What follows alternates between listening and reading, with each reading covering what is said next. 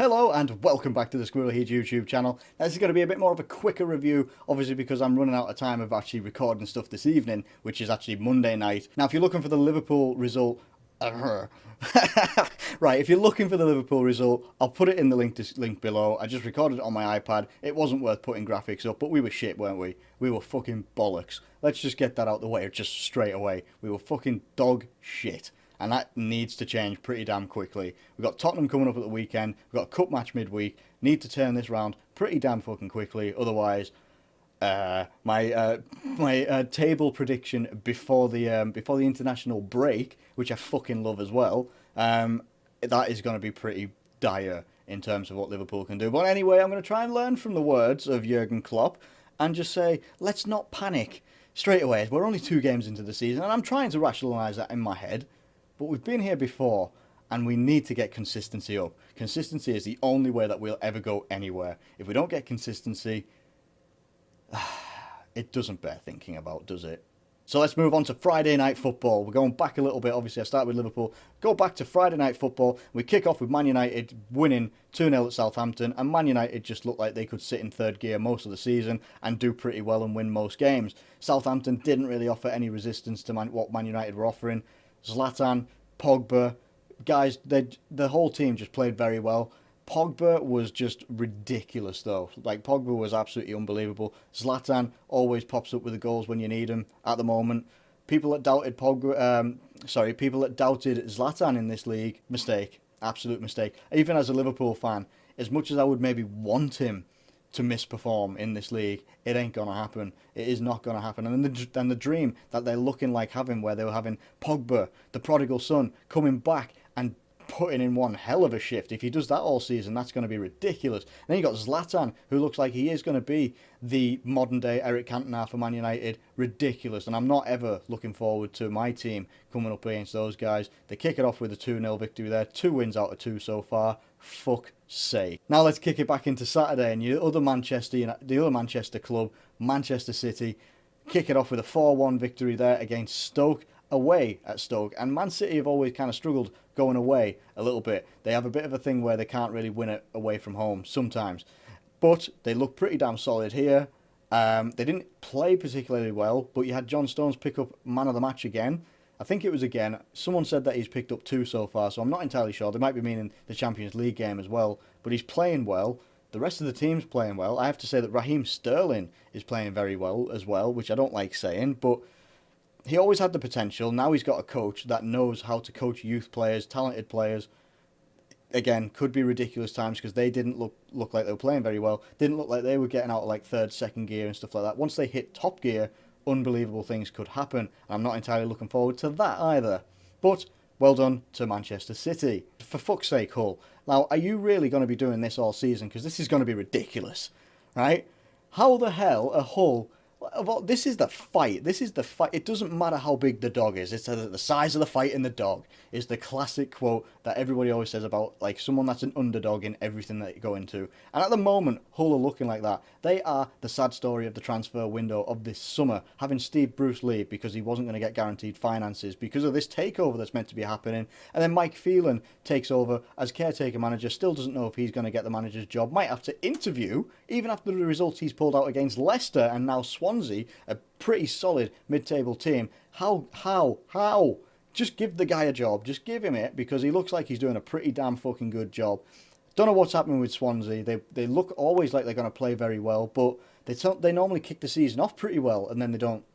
They have a bit of a slump and then they kick it back into gear later on in the season. Maybe this is just a blip and this is just Hull being absolute beasts. But well done to Hull. Unbelievable. 2 wins from 2. That people probably would have thought, nah, no way, that's going to be 2 losses. But well done.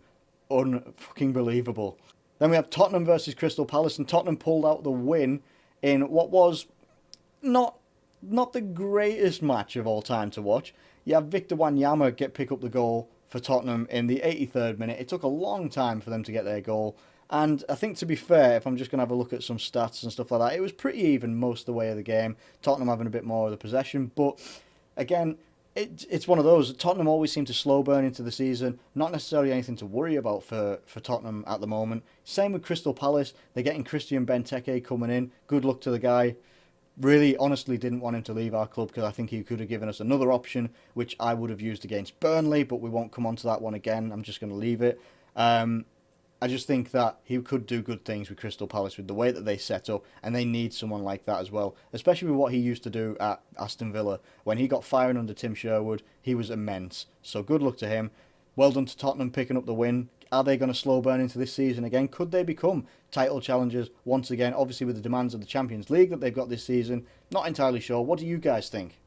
Then we have Watford v Chelsea, and unfortunately for Watford, they lost against Chelsea. Now, Diego Costa is probably going to be making a habit of this lately in coming up with games. 87th minute. Similar sort of thing with West Ham. He comes up and he pops up with the goal and gets them a 2-1 victory. Now, they may not be blowing teams away, but you do not have to be blowing teams away to do well in this league. If you win by 1-0, 2-1, 3-2, if you're winning by 1-goal margins and stuff like that, that's all that counts. Because what matters in this league, what matters in any league, is the fact that you win games. And that's what they're doing. Antonio Conte is going to get that defence fucking like a brick wall. That sounds wrong, but you know what I mean? Like, he's going to get them, like, absolutely solid as hell. And that means that the forward players will be able to have a bit more freedom, a bit more creativity, and they'll probably start to kick on a hell of a lot more. Unfortunate for Watford, they've come up against a bit of quality in Diego Costa, just as most people will this season. Chelsea get the win.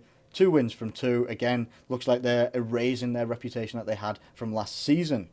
Then we come up with West Brom versus Everton, and Everton, again, another 2-1 scoreline. Everton win by 2-1, and we had goals from Kevin Morales, Gareth Barry, and Gareth McCauley for West Brom. Now, obviously, Gareth Barry popping up with a goal is just not what I would expect, but fair play to him. Good win for Everton, and obviously on the back of some pretty good news that they've got, obviously, in securing the services of Yannick Bolasie, and then also retaining those services of Romelu Lukaku for now.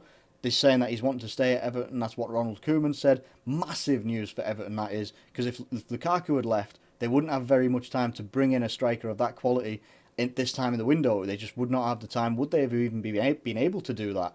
I'm not entirely sure. Very good news for Everton. As I say, unbiased for people that is like, aren't you a Liverpool fan? Yes, I am. But I like to try and become as unbiased as I can. And it's a very good victory for them. Unfortunate for West Brom, but they've got 1 win so far, 1 loss. Not the worst opening that they could have ever had, so I don't think they've got really anything to worry about. And onwards and upwards for Everton. And then obviously we come to it was shit. Leicester v Arsenal. Arsenal bossed the possession, but they couldn't do anything with it. It's a similar story to, obviously they didn't lose like we did to Burnley, but it's a similar story all the time with Arsenal at the moment. Like, until they get their first team players like back on the pitch instead of on the bench or in the back room, wherever they are, until they get them in there, they are not going to start firing. And it really is, like, I can understand why Arsenal fans would absolutely be questioning the preparation that they've had. You've got the likes of Joel Campbell, who has been sent on loan to Sporting Lisbon, who was on fire last season and then just got dropped out of the team for no reason. Or from no reason that I know anyway, maybe someone else does know. You've still got the Euro stars that haven't really come back yet. I mean, the preparation that they've had for pre-season, they didn't have the worst pre-season from what I hear, but these players that they were playing in pre-season, kind of like we did, we had some players that were playing very well in pre-season, and they're not making it into the first team now. Or they've got injuries and they haven't replaced those injuries. And it's age-old stuff. This Mustafi deal that seems to be going way above and beyond how much time it should take. And now apparently Valencia are asking for 50 million for Mustafi, which would actually price him above John Stones. Now Mustafi is probably right now a better defender, but are they really going to, like, now that they've dragged it out this long and Valencia are wanting a bit more money, because why wouldn't they ask for more money? It's coming from the Premier League. Premier League's got fucking boatloads of money. Arsenal have apparently got boatloads of money, but are so reluctant to spend it. Are they going to miss out on this? Mertesacker, who's out for 5 months, so he's going to be out for ages. You know he's going to be out there. How are you not already getting replacements, reinforcements in there to help out the team? I don't know. It's not my team, obviously. Maybe you guys know something a little bit better than I do. Leicester, not too bad to get a draw, but they need to improve and maybe change their game a little bit, because that back and forth, that going from the back, going from the centre half or the goalkeeper up to Jamie Vardy It may work a little bit this season, but they're going to have to come up with a different way of playing when that doesn't work, because otherwise it just seems like everything's at a bit of a standstill, and they will eventually get pummeled. I'm not sure exactly. It was just a drab affair. It really was. It was a really pretty poor game, to be honest with you. And you know, not I don't know. I think both teams have got a lot of areas to improve upon. It's not a bad result for both of them, but not the best result either. Then we go to the first derby of the season, which I think it was the first derby of the season anyway. Sunderland at home to Middlesbrough, and they lose 2-1. And I think Middlesbrough, again, look like they could be dark horses in this league to come up to at least maybe, a secure just below mid-table, maybe 11th, 12th or something like that. I'm not entirely sure. I'm trying to get my predictions in my head right now. And Sunderland, when you're playing a defender in midfield, something's wrong.